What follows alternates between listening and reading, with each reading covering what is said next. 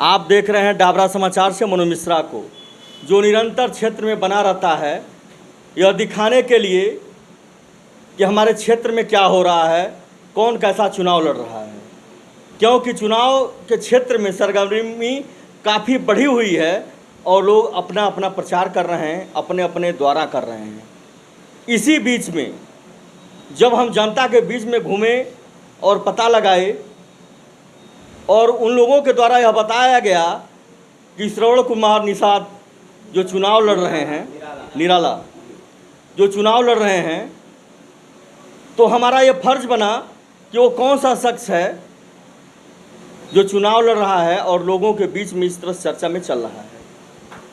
क्योंकि नाम ही जो है श्रवण कुमार है, तो श्रवण कुमार भी एक वो ऐसे व्यक्ति थे जो अपने माता पिता के लिए अपना पूरा जीवन जो है लगा दिए उनके सेवा भावना में।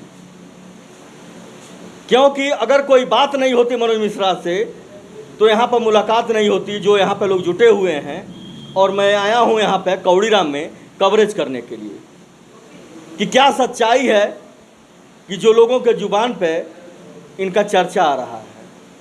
क्योंकि इनका यह कहना था, अभी मैं जब आया हूँ तो इनका कहना था कि कभी भी मैं यह नहीं सोचा कि दिन है कि रात है या दोपहर या सुबह है, मैं लोगों के लिए सेवा भावना में निरंतर लगा रहता हूँ। ज़्यादा कुछ न कहते हुए मनोज मिश्रा डायरेक्ट पूछेगा, क्योंकि मनोज मिश्रा का दायित्व तो बनता है पारदर्शिता को दिखाना। क्योंकि कहने में, सुनने में, समझने में काफ़ी फ़र्क होता है। मैं उस व्यक्ति से मिलाऊंगा आप लोगों को और डाबरा समाचार के माध्यम से दिखाऊंगा आप लोगों को कि वह व्यक्ति स्वयं बताएगा कि क्षेत्र में किस हिसाब से बना रहता है और किस तरह के लोगों के विषय में जहां पर लोग पीड़ित होते हैं वहां पर पहुंचा रहता है।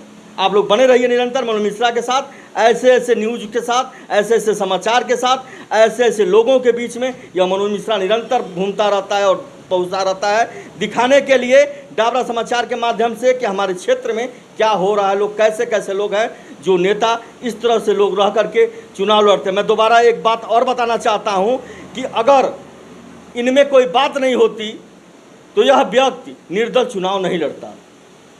क्योंकि जब कभी कभी जो अपने ऊपर गर्व होता है तभी चुनाव लड़ते हैं लोग। एक अपने क्षेत्र में, चिल्लूपार क्षेत्र में हरशंकर तिवारी भी थे जो अपने दम पे चुनाव लड़े थे और उनके चाहने वाले भी बहुत ज़्यादा थे। आज भी लोग कहीं कहीं याद करते हैं उस हरशंकर तिवारी को कि जो वह शख्स अपना नाम और अपना परचम लहरा करके इस क्षेत्र से चला गया। कभी कभी लोगों को तकलीफ भी होता है कि अगर वो आज रहते तो यह दिन देखना नहीं पड़ता। उसी तरह से जो श्रवण कुमार निराला हैं, आज ये भी निर्दल चुनाव लड़ रहे हैं। कहीं न कहीं क्षेत्र में इनका भी तो वर्चस्व होगा, लोग याद करते होंगे, लोग कहे होंगे, तभी तो ये निर्दल चुनाव लड़ रहे हैं। ज़्यादा कुछ ना कहते हुए मनोज मिश्रा डायरेक्ट बात करेगा, क्योंकि हमारी बात लोगों को चुभती है कि मनोज मिश्रा कहीं ज़्यादा न बोल जाएं। सर अपना नाम बताइए। मैं श्रवण कुमार निराला हूं और बांसगांव लोकसभा से मैं लोकसभा का प्रत्याशी हूं।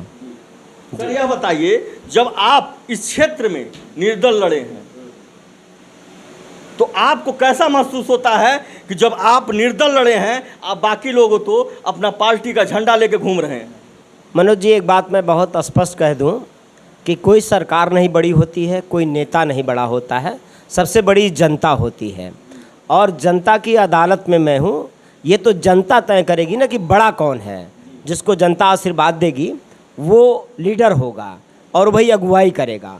तो मुझे जनता के ऊपर विश्वास है और मुझे मालूम है कि जनता न्याय करेगी, इसलिए न्याय मांग रहा हूँ। इसलिए मैं जनता के बीच में हूँ कि लगातार पिछले 5 साल ही नहीं बल्कि मेरा जो सार्वजनिक जीवन है, जो मेरा राजनीतिक जीवन है, वो पिछले 30 साल का है जीवन।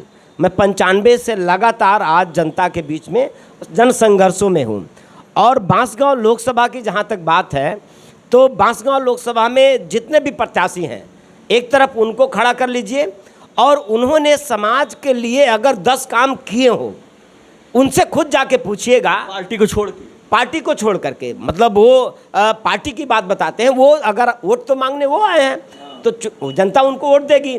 तो वोट मांगने वो आए हैं तो वो अपना काम अगर उनसे 10-5 काम पूछ ले, व्यक्तिगत आपका कहना है, व्यक्तिगत जनहित में व्यक्तिगत काम, जन जरूरत पे उन्होंने काम किया हो तो वो बताएं। लेकिन आप श्रवण कुमार निराला से पूछेंगे कि निराला जी आप क्यों जनता से वोट मांग रहे हैं या जनता क्यों आपको वोट देगी, तो मैं ये आपको बताऊं कि ये वही श्रवण कुमार निराला है जो गरीब भूमिहीन जो लोग हैं, जो पीड़ित लोग हैं, उनकी लड़ाई लड़ते लड़ते अभी 10 अक्टूबर को श्रवण कुमार निराला को उत्तर प्रदेश की सरकार ने गिरफ्तार किया था। मैं 22 दिन जेल रहा, मैं 22 दिन जेल काट करके आया। तो किसके लिए मैं जेल गया?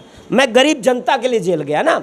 उसके पहले जब मैं गरीबों के लिए मैंने आंदोलन 17 दिसंबर को आंदोलन किया था, तो यही उत्तर प्रदेश की सरकार है, बीजेपी की सरकार है, मेरा घर सीज कर दिया गया और 10 दिन मेरा पूरा परिवार दिसंबर में ठंडक में बाहर था। मैं हाई कोर्ट से अपना घर छुड़ा करके आया था। और आप यहीं बगल में गांव है बिशुनपुर, आप ये भी याद रखिएगा कि बिशुनपुर बगल में गांव है, दलित समाज के एक बच्चे की पुलिस वालों ने हत्या कर दी। बड़ी चर्चित दरोगा था, वो थानेदार था जगत नारायण सिंह, वो उस समय बांसगांव में यहाँ तैनात था, जो गोरखपुर में व्यापारी की हत्या में जाकर फंसा था। उस समय बिशुनपुर गांव में एक दलित समाज के बच्चे की पुलिस वालों ने प्रताड़ित करके हत्या कर दिया था। उस पीड़ित परिवार को अगर कोई न्याय दिलाया तो वो यही श्रवण कुमार निराला है। जब उस डेड बॉडी के साथ मैं ज़मीन पर कई घंटे तक लगातार मैं धरने पर बैठा था, तो आज चाहे सपा कांग्रेस का प्रत्याशी हो, चाहे भाजपा का प्रत्याशी हो, चाहे बसपा का प्रत्याशी हो, एक भी आदमी उस लड़ाई में जनता के साथ में नहीं खड़े थे। सब लोग अपने अपने घरों में छुप कर जाके बैठ गए थे और इंतज़ार कर रहे थे कि निराला जी आज मारे जाएंगे, निराला जी आज लाठी खाएंगे। लेकिन श्रवण कुमार निराला को अपनी जान की परवाह नहीं। सबसे ज़रूरी जो मैं काम समझता हूँ अपने जीवन का, वो जनमोर्चा का समर्थित प्रत्याशी, घोषित प्रत्याशी श्रवण कुमार निराला चुनाव जीतेंगे। और मैं चुनाव इसलिए जीतना चाहता हूँ कि काम कैसे किया जाता है, जनता की आवाज़ कैसे उठाया जाता है, गरीबों का हक कैसे दिया जाता है। ये सदन में अकेला श्रवण कुमार निराला पहुँचेगा तो 1 महीने के अंदर जो मैंने अपना घोषणा पत्र जारी किया ना, गरीबों को 1 एकड़ ज़मीन दिलाने का, वो 1 महीने के अंदर मैं गरीबों को ज़मीन नहीं दिलाऊंगा तो दोबारा चुनाव मैदान में नहीं आऊँगा। बहुत सारे लोग कहते हैं कि सरकार नहीं आपकी होगी तो आप दिलाएंगे कैसे? तो उनको मैं बताना चाहता हूं कि बाबा साहब डॉक्टर अंबेडकर ने गरीबों को इतना अधिकार दिलाया, दलित पिछड़े कमज़ोरों को पढ़ने का हक नहीं था, बाबा साहब ने दिया। रास्ते में चलने का हक नहीं था, बाबा साहब ने दिया। वोट डालने का हक नहीं था तो बाबा साहब ने दिया। वो बाबा साहब डॉक्टर अंबेडकर इतना सारा अधिकार दिलाए और बाबा साहब डॉक्टर अंबेडकर कभी अपनी सरकार नहीं बनाए थे।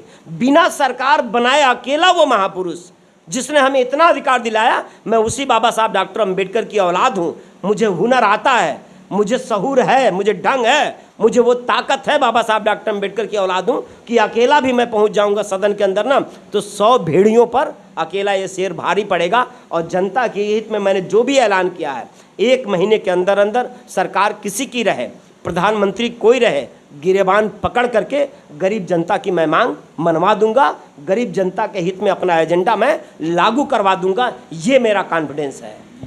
बाबा भीमराव अंबेडकर के बताए हुए रास्तों पर आप चल रहे हैं। जी, बाबा साहब डॉक्टर अंबेडकर हमेशा गरीबों के लिए सोचते थे।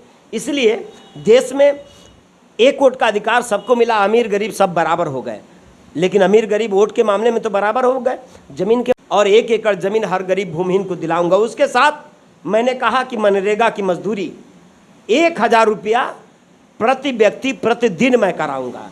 245 रुपया सरकार कहती है मनरेगा की मजदूरी, और उस 245 रुपया में भी क्या होता है, प्रधान से लेके बीडीओ, सेक्रेटरी से लेके बीडीओ से लेके सीडीओ से लेके डीएम से लेके मुख्यमंत्री और प्रधानमंत्री तक ये कमीशन का पैसा, आधा पैसा तो ये लोग खा जाते हैं।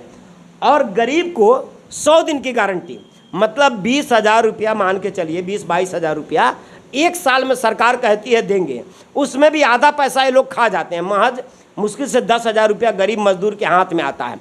तो आप खुद बताइए कि 10,000 रुपया किसी के परिवार को दे दिया जाए तो 1 साल वो जिंदा रहेगा क्या?